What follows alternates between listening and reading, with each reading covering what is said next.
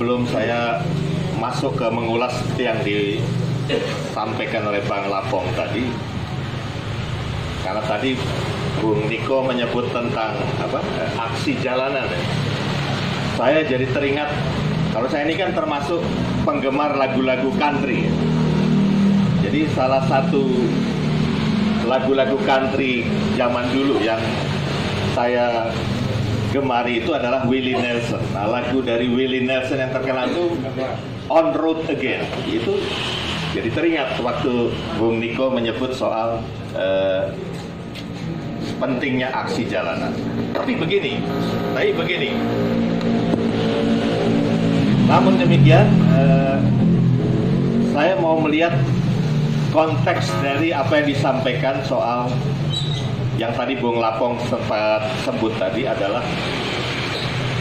pentingnya gerakan ekstra parlementer atau ekstra struktural, ekstra konstitusional ketika terjadi jalan buntu.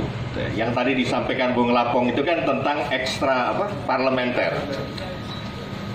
Persoalannya adalah seberapa efektif gerakan ekstra parlemen itu bisa menyengat pikiran dan hati rakyat,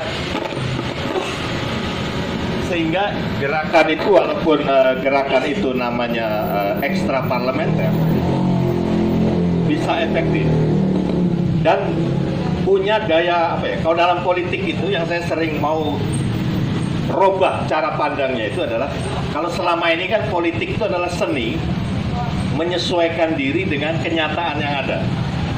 Jadi kompromis spiritnya. Padahal kalau kita bicara revolusi yang tadi dari kosakata itu meluncur dari Niko maupun Bung Mail, revolusi itu mengharuskan ada satu cara pandang baru, kesadaran baru, dan mengenali betul akar penyakitnya.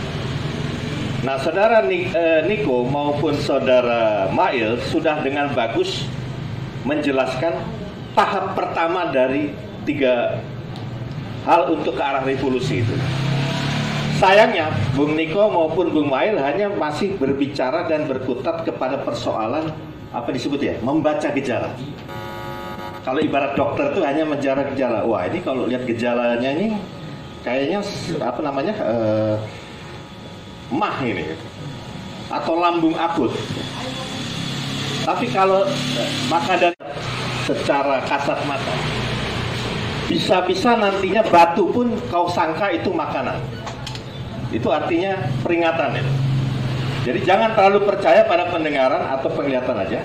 Nah, di dalam hal ini membaca gejala itu baru taraf awal, dan sudah tepat apa yang dikatakan Bung Mail maupun Bung Niko. Yang menjadi persoalan krusial sekarang di negeri kita, karena tidak pernah belajar dari success story revolusi di negara-negara lain yang berhasil. Diagnosis. Saya ingat kerabat saya dulu pernah masuk rumah sakit, diperawat 2 minggu itu nggak sembuh-sembuh. Karena dokter di rumah sakit itu beranggapan dari itu tadi, membaca gejala, wah ini mah menjurus ke lambung akut. Nah, jadi obatnya, setelah gejala dijelaskan, dibaca, diagnosis dikiranya tepat, biasanya larinya kemana? Resep kan? Resep pengobatan. Nah, dokter ini mengasih resep atas dasar penglihatan dia tadi atau gejala, baca gejala dan diagnosis yang keliru tadi, wah ini lambung akut. Jadi selama 2 minggu dia dengan di rumah sakit nggak sembuh-sembuh. Akhirnya keputusan keluarga bawa ke Pelni, tahu apa namanya, dan minta dirawat sama dokter namanya Ali Sulaiman. Nah, Ali Sulaiman bukan lagi bicara gejala, tapi diagnosis.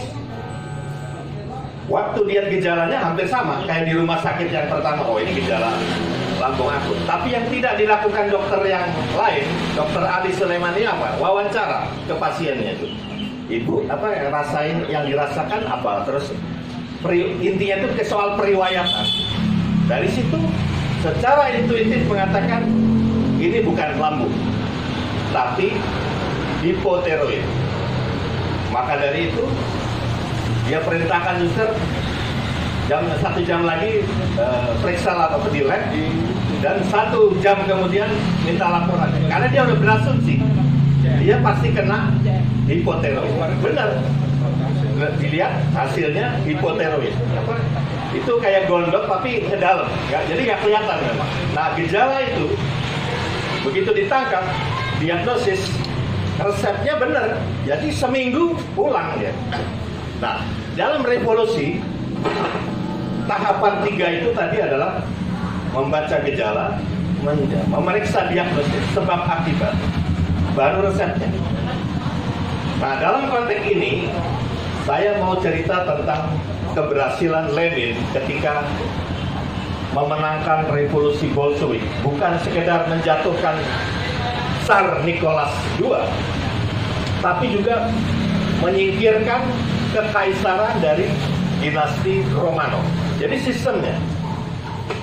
Nah, apa yang memantik dia menyadari bahwa gejala saja tidak cukup untuk dibaca, tapi juga harus bikin diagnosis baru resep. Itu pengalaman pada kakaknya sendiri yang dibunuh oleh rezim Tsar Nicholas karena terlibat dalam gerakan terorisme. Lenin mengagumi, dan ketika dia gugur, dia punya feeling, kakak saya ini memang orang hebat, buktinya berani mati gitu kan, untuk keyakinannya. Tapi ada yang salah pada kakak saya ini, apa ya? Nah, di situ muncul untuk memeriksa itu. Nah, salah satu yang tertarik menyangkut kakaknya walaupun sudah almarhum, itu adalah sebuah novel karangan Chernyshevsky, judulnya yang kelak jadi jargon revolusinya Lenin, What is to be done? Apa yang harus dilakukan? Yang menarik 2 hal. Pertama, tokoh dari namanya Rekhmatov. Rekhmatov ini menginspirasi dan mengilhami Lenin pada 2 hal. Belakangan menjadi dasar dia menyusun revolusi. Pertama, orang itu, ini kalau dalam bahasa Bung Mair, harus istiqomah, penuh dedikasi tentang nilai-nilai perjuangan yang harus dilakukan. Tapi itu aja nggak cukup. Dia harus punya yang namanya strategi. Nah, disinilah kalau bicara menyusun strategi, harus tahu 3 tahapan tadi. Pertama, membaca gejala. Kedua, diagnosis benar, penyakitnya benar, akar penyakitnya benar, resep obatnya. Nah, itu yang dilakukan oleh Lenin. Dengan dasar itu, dia menawarkan satu resep yang khas, bukan saja melawan pakem sosialisme yang lagi berkembang di Eropa, tapi bahkan melawan pakem dari Das Kapital Karl Marx sendiri, yang katanya dia komunis itu. Lenin mengatakan, kalau mengikuti pakem dari Das Kapital, itu kan harus revolusi baru terjadi ketika di tahap sosialisme. Dari tahap feodalisme, Rusia tepat karena masih dalam kekaisaran dan kerajaan, lalu ke era bourgeois, kayak waktu revolusi Prancis, dari kekaisaran runtuh, bourgeois masuk. Nah, di Rusia itu kan belum ada kelompok bourgeois, belum ada negara industri. Tapi desakan untuk menjatuhkan Tsar, bahkan sistem kekaisaran itu kan begitu kuat, karena ini identik dengan sistem kezoliman atau ketidakadilan buat rakyat, tapi dalam arti yang lebih konkret semua lapisan masyarakat. Nah, Lenin mengatakan nggak bisa kita menunggu 3 tahap ini. Jadi kita harus cut off. Memang kita di era feodalisme, bukan di era waktu Perancis sudah revolusi Perancis, tapi kita harus lompat. Runtuhnya feodalisme, langsung sosialisme. Nah, di sini disusunlah resepnya itu, bahwa karakteristik, nah ini geopolitik jadi penting, karakteristik geografis Rusia tidak memungkinkan petani itu menjadi basis dari revolusi, karena dia erat kaitannya dengan tuan-tuan tanah. Dan itu bisa digambarkan betul di dalam novelnya Anton Chekhov ketika bicara tentang Anna Karenina, yang sebetulnya itu cerita tentang perselingkuhan, tapi sebetulnya bungkus saja. Intinya mau bicara tentang karakteristik biografis Rusia. Dan para tokoh revolusioner seperti Lenin, Malenkov, Molotov, terus Stalin, itu banyak baca karya Anton Chekhov. Dia paham karakteristik geografis Rusia. Nggak bisa itu petani itu jadi motor penggerak, karena dia feodalismenya itu erat dengan feodalisme. Jadi apa? Buruh. Persoalannya itu tadi, dia belum negara industri, masa mengandalkan buruh. Nah di situ dia pakai ilmu cangkokan. Ini karena buruh tetap harus jadi tulang punggung, harus ada istilahnya mesin pemikirnya itu. Nah itu yang disebut vanguard revolusioner. Jadi satu kelas menengah, tapi yang sudah bunuh diri dengan kelasnya sendiri. Nah itu yang kemudian jadi dasar bahwa gerakan Bolshevik itu arus bawahnya itu adalah buruh, tapi mentor pergerakannya itu adalah kelas menengah yang sudah bunuh diri politik. Dan itu bisa profesional, pengacara, sastrawan, intelektual, insinyur, macam ragam, pokoknya kelas menengah. Tapi yang sudah progresif. Gitu. Nah ini berhasil. Nah ini yang saya kira saya mau singgung ke Indonesia di dalam konteks membaca tadi itu gejala, diagnosis, dan resep. Di sini masuk kepada inti yang mau disampaikan tadi oleh Bung Lapong tentang intervensi asing, tapi bagaimana intervensi asing itu kok tiba-tiba jadi sistemik gitu kan, di dalam menangkal aspirasi rakyat masuk ke dalam ranah politik. Kan itu intinya. Sekarang itu sistem mau masuk ke partai, masuk ke parlemen, mau ke kantor kepresidenan, KSP, kementerian, itu bukan orang-orang yang mewakili aspirasi geografis bangsa kita. Justru ditangkal oleh sistem yang namanya demokrasi multipartai, gitu kan? Nah, karena itu jadi menarik dalam membaca aspek substansi dari Niko tadi tentang jalanan. Aspek jalanan itu kan varian. Intinya adalah seberapa efektif gerakan ekstra konstitusional atau ekstra parlementer itu bisa mendobrak status quo atau tatanan lama. Nah, dalam konteks ini aksi jalanan tidak bisa menjadi tujuan itu sendiri, karena terbukti Sumpah Pemuda itu tidak turun ke jalan. Sumpah Pemuda Oktober tanggal 26 sampai 28 itu hanya rapat seratusan anak muda umur 22 sampai 24 tahun. Hanya rapat di sebuah aula di Keramat Raya 108.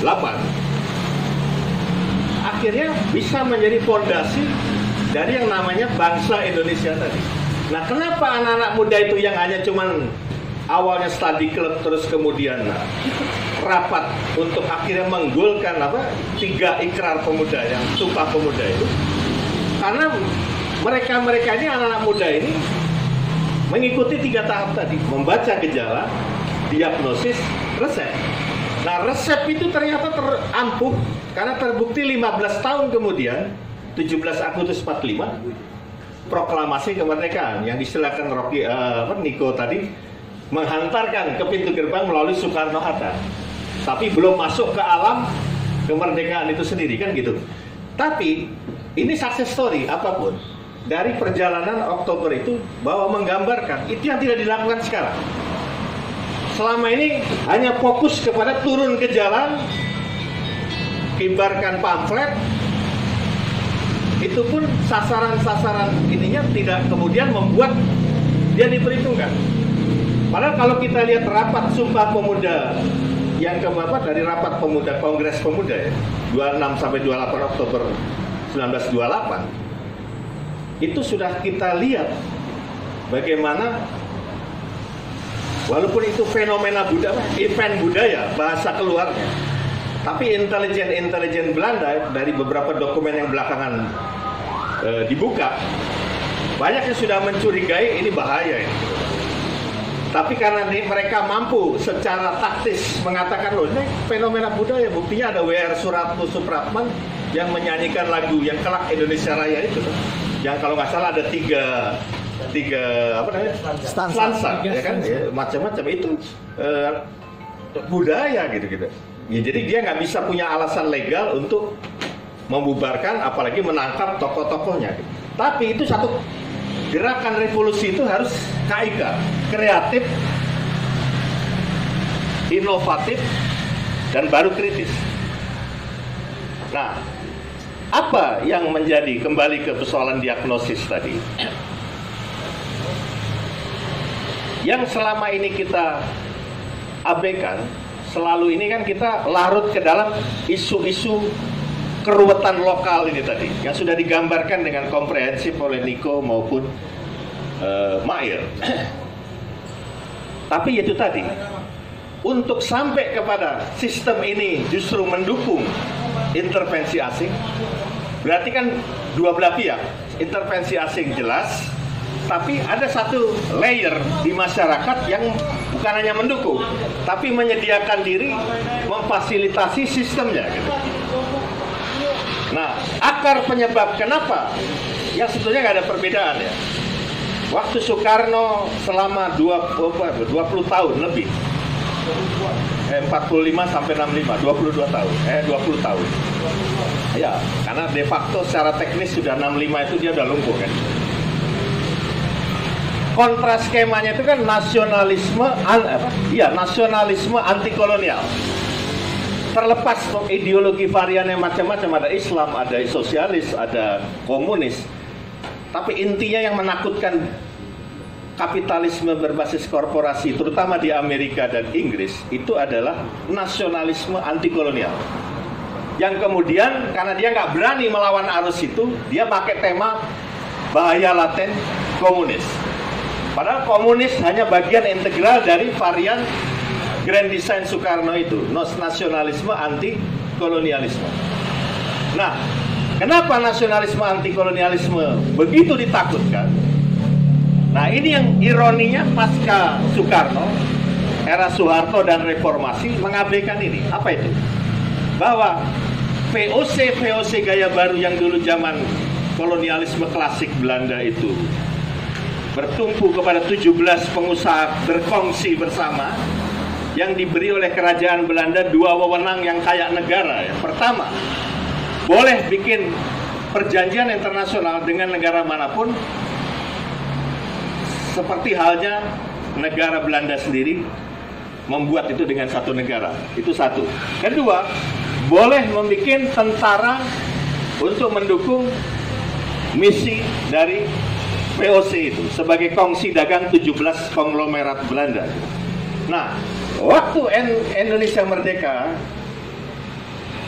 VOC gaya baru itu tetap berkembang, walaupun tidak dengan aktor-aktor lama.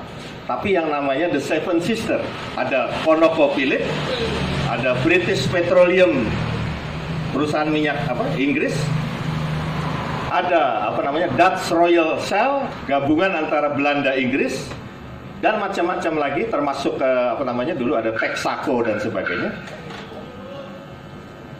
Ini kalau tahun 60-70-an belum terlalu melembaga atau menjadi sistemik. Tapi di pasca Soekarno masuk ke era Pak Harto memegang 32 tahun, apalagi direformasi, tidak melihat konstelasi global yang kemudian korporasi itu bukan sekedar kelompok penekan terhadap pemerintahan yang berkuasa di negara-negara induk di mana dia beroperasi bisnisnya itu, tapi dia menegara. Ini yang orang lupa, dia menegara. Seorang David Rockefeller, putra bungsu dari dinasti Rockefeller yang perusahaan juragan minyak dan tambang, itu nggak terlalu minat di bisnis, tapi dia mengabdi kepada dinasti itu melalui bakat khusus dia, yaitu mengkader secara politik yang bisa jadi orang-orang yang melalui instansi pemerintahan atau kongres, parlemen, bukan sekedar menerima titipan pasal-pasal yang menguntungkan perusahaan itu, tapi dia bisa mengajukan RUU, rancangan undang-undang apapun yang mewakili kepentingan dari korporasi ini. Dalam hal ini misalnya Rockefeller. Nah makanya nggak heran Henry Kissinger, tokoh luar negeri Amerika dari Partai Republik, sama Zbigniew Brzezinski yang dari Partai Demokrat, itu dikader oleh suhu yang sama. Betapa korporasi di sini bukan alat penekan titik pasal ini dong, pasal ini dong, nggak begitu lagi. Dia yang akan mengkondisikan RUU itu. Nah, ketika di negara induknya saja sudah kayak gitu, bagaimana model ini dibangun di negara sasaran, negara berkembang, termasuk Indonesia? Repotnya adalah dari negara berkembang yang sangat lebih mudah dilancarkan itu Indonesia. Kenapa? Karena feodalisme waktu kemerdekaan dicetuskan belum hilang sampai sekarang. Jadi saya ingat ada satu studi ketika Pangeran Diponegoro akhirnya kalah perang Jawa itu kan ketakutan sekali tuh Belanda itu. Jadi dia apa lakukan? Merestorasi kembali atau merekonstruksi pemisahan antara Solo Jogja yang sudah dilakukan hampir 72 tahun sebelumnya, 1755 melalui perjanjian Giyanti. Tapi gara-gara kejadian Diponegoro, dia menata ulang lagi itu 1830 setelah Diponegoro ditangkap. Nah yang menariknya apa? Dari data-data ketika Belanda ini tentunya melalui beberapa konseptor dan ahli strategi yang turun ke lapangan. Di raja-raja Jawa di luar yang dalam pakem seperti Pangeran Diponegoro punya pepandangan yang cukup mengerikan. Ya sudah, boleh saja kalian menjajah negeri kita, bahasa kasarnya gitu. Tapi ibaratnya kontraktor, mandor, dan tukang bangunan itu orang-orang keturunan saya semua ya. Ya ini memang konteksnya adalah darah biru di dalam konteks kerajaan. Tapi itu kan kalau Belanda saja yang tadinya sempat terpecah antara opsi aneksasi langsung, artinya keraton itu dihilangkan sama sekali, seperti di India oleh Inggris, tapi karena dia melihat gejala, wah kayaknya mudah sekali nih.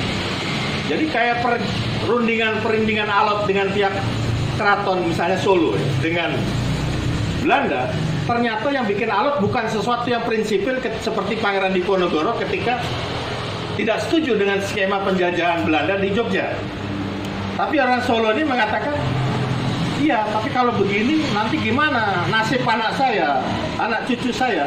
Jadi sudahlah, saya itu terserah Anda, ambil Bagelen, ambil Banyumas, ambil Sukowati, ambil Sukoharjo.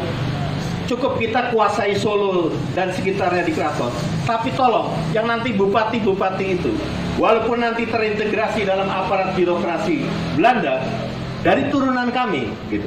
Nah itu ketika merdeka, mindset itu tidak hilang. Contoh yang konkret apa? Bang Lapong saya kira tahu betul yang namanya pemberontakan 3 daerah, Brebes, Tegal, Pemalang, tahun 45. Itu ada bupati Brebes tahun 45 ini, udah merdeka kan, berarti udah proklamasi, namanya Pak Sarimin. Dia sangat pro Jepang dan pro Belanda. Dia kaget. Memang kalau mau merdeka Indonesia itu kayaknya ujungnya nanti akan masuk akal. Tapi saya terkejut dan gak kepikiran katanya. Belakangan dia ngaku kepada Anton Lukas yang mengkaji itu, bahwa proklamasi 17 Agustus 45 terjadi itu betul mengagetkan mindset kita. Dan reaksi dari para pangreh praja macam Sarimin yang ada di Pemalang, Tegal, Pekalongan, itu apa reaksinya? Ketika misalnya bendera Jepang dicopot, karena itu kan seiring dengan menyerahnya Jepang, tapi Inggris, Belanda belum datang. Bukannya mantap, lanjutkan, bukan begitu. Tapi jangan. Belum ada perintah dari Jepang. Nah, itu kan mindset. Nah, itu yang sampai hari ini, Walaupun tidak ada lagi kerajaan, tidak ada Raden Mas, tidak ada Raden Roro, tidak ada sama saja. Kanjeng Tumenggung, Raden Mas Anu dan sebagainya. Tapi mindset seorang dokter Andes, seorang insinyur, seorang doktor, seorang profesor masih mindset kayak aparat Belanda bestur yang itu tadi, aparat Belanda birokrasi, tapi raja-raja mindsetnya itu raja kecil. Makanya nggak heran kalau birokrasi kita itu prinsipnya adalah bukan bagaimana melayani publik, tapi dilayani oleh publik. Nah, ini yang oligarki itu simptom, gejala. Tapi kenapa oligarki walaupun ini demokrasi menjadi secara sistemik menangkal aspirasi masyarakat tadi? Bisa dijelaskan di situ. Jadi mental broker atau makelar seperti para raja-raja dulu itu masih terturun kepada ini tadi ke sekarang ini. Jadi yang kayak sekarang mereka berurusan sama ConocoPhillips, sama Freeport. Itu sama. Ya sudah, saya 10% nggak apa-apa. Tapi jalur-jalur jaringan saya yang didudukkan di situ. Nah kayak gitu tuh. Bedanya ini orang-orang modern, sudah sekolah tinggi, ada yang Harvard, ada yang Cornell, ada yang Yale, tapi itu yang jadi menjadi penyebab mudahnya intervensi asing dikondisikan seperti itu. Nah, yang kedua ini juga aspek tidak langsung sebetulnya, karena tadi Bung Lapo kan nanya intervensi asing sejauh mana mengembang. Kalau tadi apa yang disampaikan Mail maupun Niko tentang kecenderungan konflik horizontal, itu memang gejala. Intervensi asing membantu umpamanya. Ya. Baliknya membantu revolusi. Jelas, intervensi asing pasti mengkondisikan itu. Nah, tapi misalnya dalam 65, kalau sekedar styling berhadap-hadapan antara kelompok sayap kanan, bisa agama, bisa pro kapitalis atau sosialis tapi kapitalis berkedok sosialis, itu kelompok kanan, sementara kelompok kiri itu tadi yang pro nasionalisme anti kolonial, lalu yang memang sosialis kiri atau macam-macam, itu memang tajam. Tapi karena ada satu intervensi asing yang dibaca kemudian oleh orang-orang yang menguasai jaringan informasi, yang menguasai jaringan politik yang meluas di elit pusat maupun daerah, yang menguasai sumber-sumber propaganda, sarana-sarana propaganda, dan yang menguasai kemampuan logistik, dia kemudian menyusun desain itu sehingga yang tadinya hanya kiri kanan hanya sekedar berhadapan saling ini secara ideologi, itu menjadi sarana terciptanya penahanan massal maupun pembantaian massal. Yang itu yang terjadi di Bali, di Jawa Timur, di Jawa Tengah dan sebagainya. Jadi ada satu pusat yang kemudian mengendalikan, tapi ini nggak mungkin melakukan gerakan ini kalau tidak ada intervensi asing sebagai faktor bukan variabel langsung tapi antecedent. Jadi yang mendorong variabel penyebab terjadi gitu. Nah, itu yang kemudian, jadi dua hal itu yang kemudian situasi keterjajahan kita itu terjadi, sehingga akibatnya sangat takut mereka kalau kita mengembangkan nasionalisme anti kolonial. Maka dari itu saya senang ada Niko sama Mail di sini yang justru satu spirit gitu dan sama-sama anak muda. Nah, ini yang menarik. Nah, yang kita tinggal lakukan adalah sentimen sudah punya, tapi ilmu belum. Nah, ini yang ilmu ini mencoba bagaimana mengkontras skema situasi ini. Nah, dengan dasar ini, apapun yang konsep nanti dibikin sebagai penutup ini, harus berdasarkan kepada pandangan politik tadi. Jadikanlah seni politik itu adalah seni memaksakan satu kenyataan baru, bukan saja kepada kawan, tapi kepada lawan. Dan dari situlah ide-ide diharapkan akan muncul, sehingga gerakan ekstra parlementer seperti yang Bung Lapang bilang itu, kalau itu memang menjadi tawaran dari jalan buntu, sudah ada satu proses dari mulai membaca gejala, menyusun diagnosis yang menjadi penyebab penyakit atau akar penyakit, otomatis resepnya. Sehingga revolusi yang terjadi di Iran yang versi Islam seperti Khomeini, Hugo Chavez yang bahkan melalui pemilu langsung, atau misalnya di Bolivia Evo Morales dan sebagainya, bisa menjadi inspirasi bahwa sekaligus menunjukkan bahwa kalau kita tahu betul akar penyebab, kita akan bisa nyusun aksi dengan kontras skema yang tepat. Jadi bukan dengan marah-marah, bukan dengan meradang, bukan curhat, tapi dengan dingin, tenang, tapi menyusun satu ide baru untuk merubah tatanan yang tidak adil ini. Wassalamualaikum warahmatullahi wabarakatuh.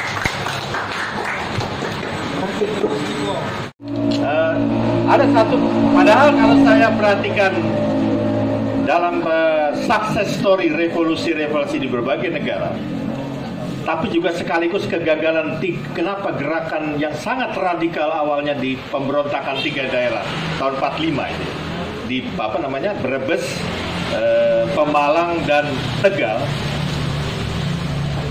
yang awalnya itu kan sebetulnya di dalam rel yang benar kalau bicara revolusi sosial bahkan revolusi politik ya. Yang seperti saya gambarkan tadi, kaum Amtenar tadi, entah itu bupati, wedana, asisten wedana yang produk Belanda atau produk kolonial Jepang yang dibenci rakyat, terus ada endapan-endapan peristiwa yang memantik kemarahan. Akhirnya kan banyak yang diturunkan, bupati, wedana, asisten wedana dan residen. Tapi kenapa endingnya justru berbalik arah, kekuatan militer dengan didukung kelompok-kelompok anti perubahan itu mengambil alih. Dari pelajaran itu adalah, ini pentingnya di dalam revolusi, 6 hal. Pertama adalah kenapa pihak konservatif dengan dukungan militer bisa berkuasa kembali di 3 daerah itu, walaupun awalnya dipaksa turun kan, para pejabat-pejabat Amtenar warisan Belanda Jepang ini.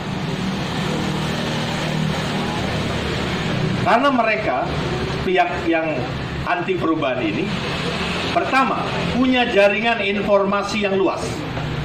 Walaupun belum ada era medsos seperti sekarang, mereka punya jaringan informasi. Kedua, dia punya jaringan politik yang meluas dari pusat sampai daerah. Ketiga, dia punya kekuatan logistik. Nah, kalau logistik itu tidak hanya uang, itu adalah kejelian membaca sumber daya apa yang bisa jadi aset, dan aset itu belum tentu uang. Nah, cilakanya yang punya kemampuan itu justru kekuatan anti perubahan itu, antara militer dengan ya bisa sayap kanan, bisa kelompok, pokoknya yang anti terhadap nasionalisme anti kolonial itu, yang kontra ya. Ini dia punya informasi, jaringan politik, kemampuan logistik, dalam arti bukan hanya uang, tapi apa yang bisa jadi uang gitu. Jadi sesuatu yang non fisik, non material, non finansial, tapi akhirnya berbuah menjadi uang. Nah, di dalam gerakan rakyat ini harus dipikirkan sebagai hal-hal modalitas politik itu. Nah, yang berikutnya adalah punya akses ke sarana-sarana media untuk membangun propaganda. Propaganda dalam hal ini yang positif adalah menjadi juru penerang atau juru informasi atas apa yang kita lakukan itu tadi. Yang dalam bahasa Bung Sahrul tadi, apa dan untuk apa tadi, itu tercapai mobilitas. Jadi punya mobilitas yang tinggi. Nah, yang terakhir punya akses ke militer. Dalam pengertian bukan kemudian menjadi proksi-proksi dari kekuatan militer, tapi punya akses jalinan kontak kepada aktor-aktor di dalam konteks militer tadi, tapi bukan ikut skema mereka, skema revolusi. Nah, itu yang kegagalan di 3 daerah yang awalnya pendombrengan terhadap pejabat-pejabat Amtenar produk kolonial Belanda dan Jepang itu berhasil, tapi dalam follow up dan endingnya itu gagal. Maka dari itu di dalam konteks yang sekarang tadi Bung Sahrul katakan tentang uang tadi, betul dalam satu sebagai realitas. Tapi yang kita harus pikirkan di dalam bagian dari komponen pergerakan itu, kita harus bisa menyusun itu tadi. Jaringan informasi, jaringan kerja pergerakan, kalau mau nggak sebut jaringan politik, karena pada akhirnya nanti jaringan politik. Mobilitas yang tinggi, lalu kemampuan logistik, dalam arti kita harus tahu sumber daya apa yang melekat di diri kita, yang menjadi modalitas finansial. Kalau Anda bicara tentang revolusi Indonesia, salah satu tokohnya adalah Tan Malaka. Tan Malaka punya prinsip yang menarik. Saya sebagai pejuang, sebagai revolusioner, harus punya daya dukung yang saya sebut tadi logistik. Tapi itu tidak boleh bersentuhan walaupun jalan seiring. Makanya waktu pengalaman di Macau ataupun di Filipina, itu adalah role model yang bagus, dan itu bisa kita baca jeli di biografi atau namanya memoarnya Tan Malaka ya, dari penjara ke penjara. Apa itu? Waktu di Macau, untuk uang dia bukan saja jadi guru Inggris atau guru Jerman, karena orang ini kan punya talenta menarik. Belajar bahasa asing apapun tuh cepat menguasai, polyglot istilahnya. Jadi 6 bahasa asing itu dia bisa kuasai. Nah, tapi bukan jadi guru privat saja, tapi dia menyusun sekolah bagi orang-orang yang mau belajar bahasa-bahasa. Ya kalau nggak salah itu dulu yang dia tawarkannya Inggris, Prancis, sama Belanda dan Jerman. Nah itu sarana fundraising pergerakan, tapi itu di lahan yang nggak boleh bersentuhan dengan pergerakan. Tapi sebagai pejuang pergerakan, supaya titik tolaknya mandiri dan berdikari, nah dia pakai ini sebagai sarana. Jadi sarananya seiring, tapi nggak bersentuhan. Nggak kayak sekarang, overlapping kan? Aktivis tapi dagang misalnya gitu kan, proyek. Nah itu yang harus Tan Malaka tidak pernah begitu cara berpikir. Nah, tanpa sadar dia berpikir secara inovatif. Sumber daya apa yang ada sumber daya dia itu kan kemampuan menguasai bahasa asing itu. Nah itu yang dilembagakan dalam persekolahan. Nah waktu di Filipina itu di jurnalistik, makanya dia dikenal juga wartawan yang cukup dikenal di era itu di Manila. Jadi intinya adalah untuk melengkapi apa yang sampaikan singgung soal uang tadi oleh Bung Sahrul tadi. Itu yang jadi pikiran saya. Di gerakan ini juga logistik itu harus pengertiannya jangan uang, tapi cara jeli kayak entrepreneur. Lahan bisnis apa yang menjadi hal baru, dan itu otomatis kan profitable, tapi tidak boleh dengan dasar wah logistik itu harus kita cari uang. Seperti pengalaman dulu almarhum Nurcholish Madjid mau nyapres di Golkar, begitu ada kata gizi langsung patah semangat dia. Karena itu tadi tidak kreatif, tidak inovatif, bahwa dalam dirinya sendiri sebetulnya adalah punya sumber daya yang bisa diasetkan atau menjadi aset, tapi dia tidak punya kemampuan dalam aspek itu tadi. Makanya pentingnya revolusi dalam KIK tadi, kreatif, inovatif, baru kritis. Nah yang kedua tadi ada disinggung soal yang tadi saya udah pulang ya, Bang siapa tadi? Ninggolan. Dia mengatakan ini kritik saya kepada pergerakan Islam secara umum. Kelemahannya adalah tidak punya visi kelas, walaupun kelas di sini bukan ortodoksi Marxisme. Kenapa Bung Karno melontarkan Marhenisme dan kaum Marhen seiring dengan konsep dia ketika membedah apa itu sistem penjajahan Belanda yang bercokol hampir 3 abad di negeri kita ini. Nah, kenapa visi kelas penting? Bukan persoalan kalau ortodok kan kayak di komunis itu kalau nggak tani seperti di Cina, Mao Zedong, buruh di zaman Lenin. Visi kelas itu penting, termasuk kenapa Bung Karno melontarkan Marxisme. Itu kan hanya salah satu tawaran saja. Intinya adalah tanpa visi kelas kita tidak tahu persis siapa yang menjajah kita secara profil. kecuali bahwa orang Belanda. Tapi what kind of orang Belanda ini yang jadi soal kan? Kenapa dia di sini?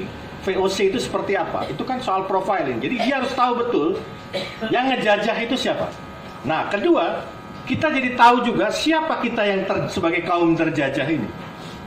Bukan kalau PDIP kan mau gampangnya aja, wong Chile. Lah wong Chile itu cair, nggak ada visi kelas. Profiling dari yang namanya orang yang harus dianggap tertindas, termarginal itu seperti apa? Kalau wong licik, nah, jadi visinya itu nggak ada visi kelas, otomatis kita tidak tahu siapa penjajahnya. Jadi meraba-raba kan. Nah, yang